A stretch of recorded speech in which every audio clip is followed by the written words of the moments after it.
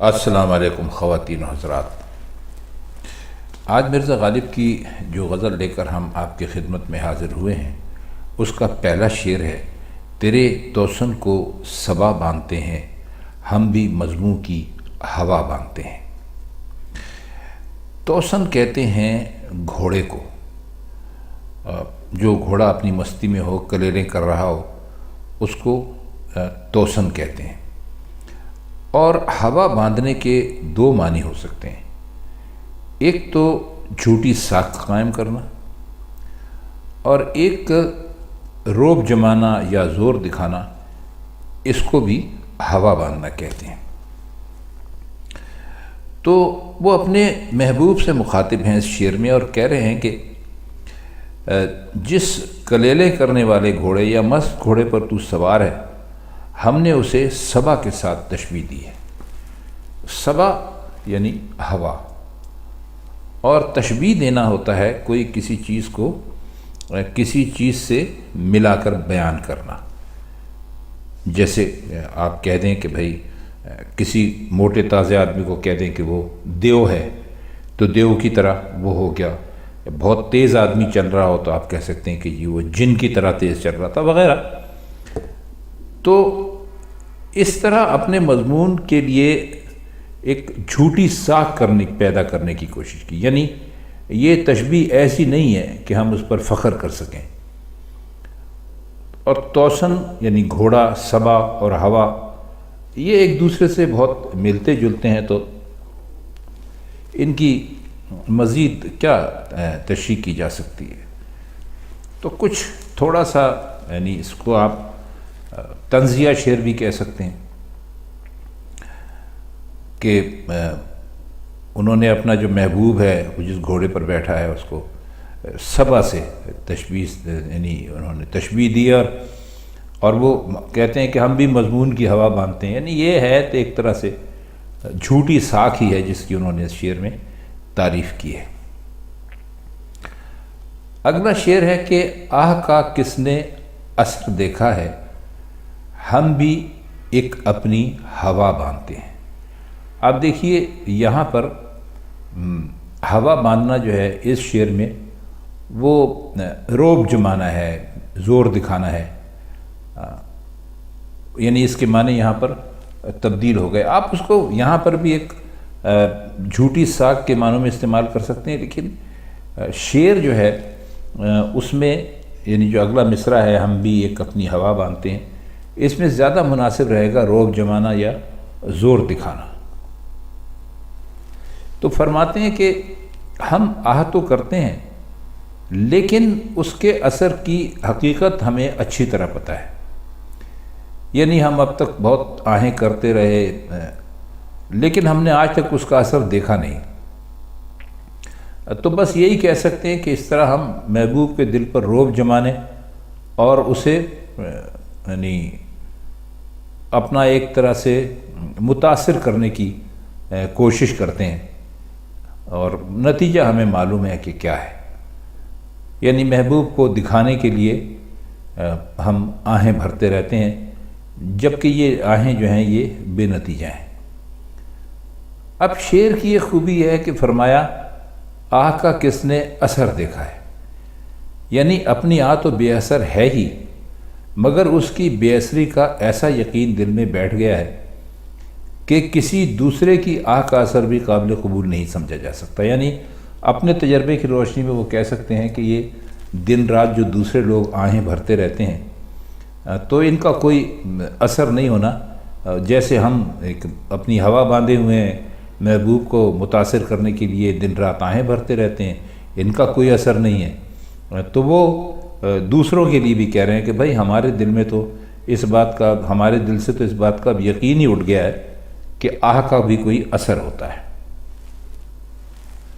شعر نمبر 3 ہے: تیری فرصت کے مقابل اے عمر، برق کو پابا حنا باندھتے ہیں۔ پا کہتے ہیں پیر کو، اور حنا کہتے ہیں مہندی کو۔ پابا حنا کا مطلب جس کے پاؤں میں مہندی لگی ہوئی ہو۔ تو اپنی جو عمر ہے، اپنی جو زندگی ہے، اس سے اس شعر میں مخاطب ہیں اور فرماتے ہیں کہ بھائی اے عمر تیری فرصت اتنی کم بلکہ بے حقیقت ہے کہ اس کے مقابلے میں بجلی کے متعلق کہا جاتا ہے کہ اس کے پاؤں میں مہندی لگی ہوئی ہے۔ مطلب یہ کہ آپ نے دیکھا ہو کہ جب بجلی چمکتی ہے تو چمکتی ہے اور یکدم ہی ختم ہو جاتی ہے، تو اسے چمکنے کو اصل میں کہتے ہیں چشمک۔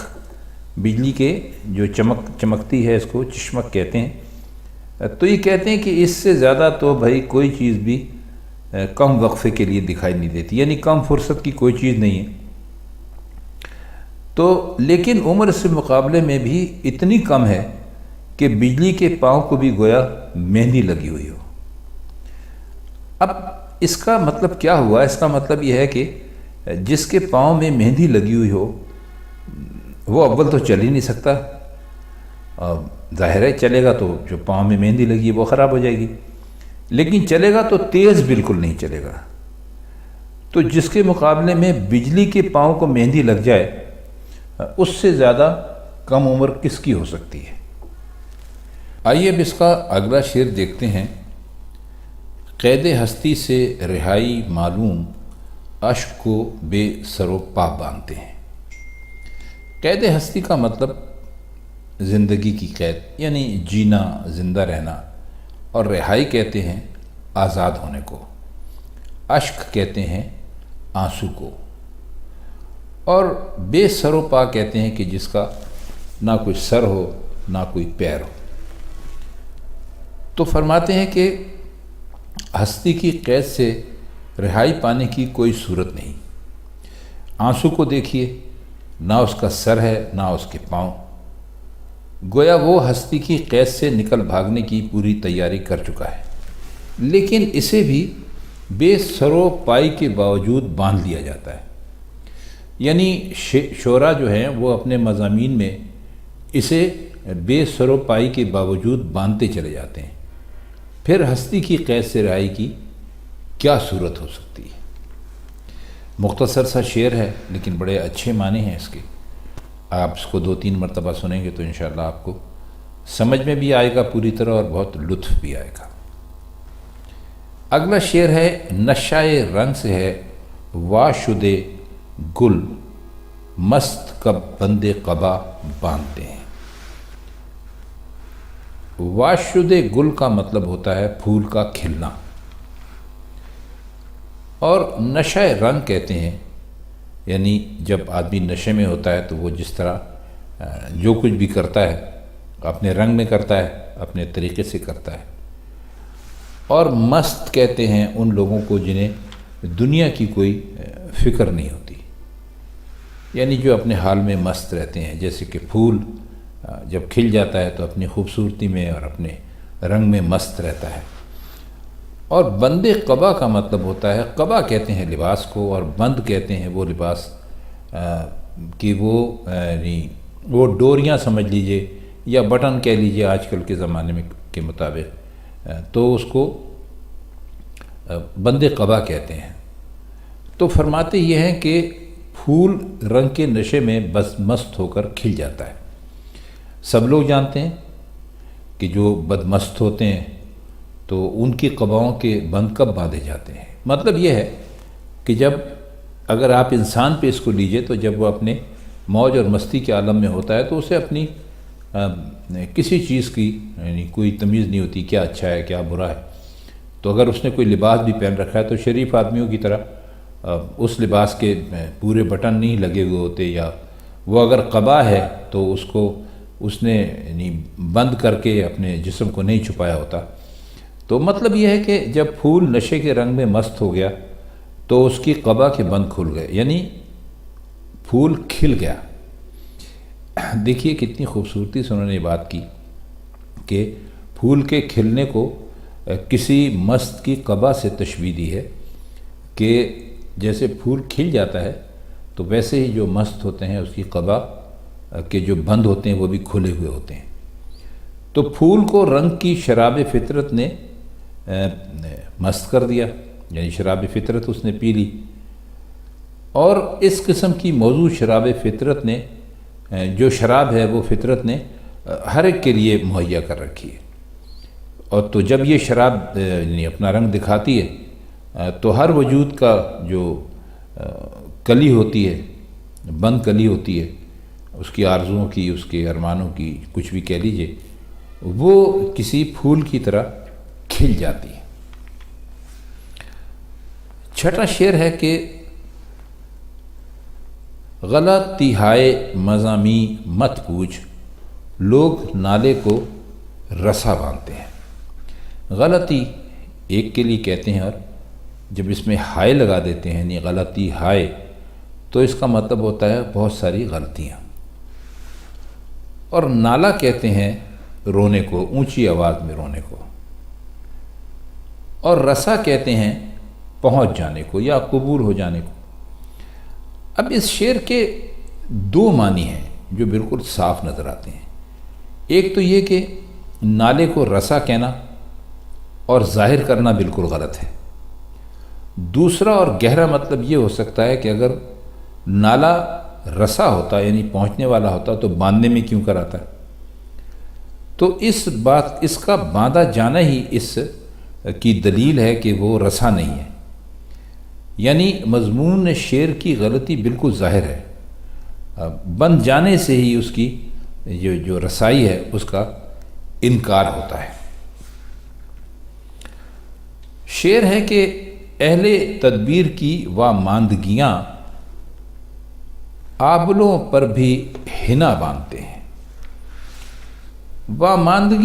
واماندگیاں اصل میں جمع ہے،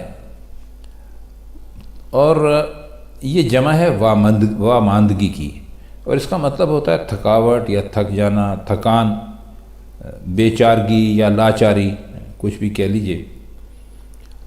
اور یہ جو انہوں نے آبلہ کہا ہے، آبلے کا مطلب ہوتا ہے چھالا، اور ہنا کا مطلب ابھی آپ کو ہم بتلا چکے ہیں کہ ہنا کہتے ہیں اس کے شعر نمبر 3 میں کہ ہنا کہتے ہیں مہندی کو ہنا کہتے ہیں۔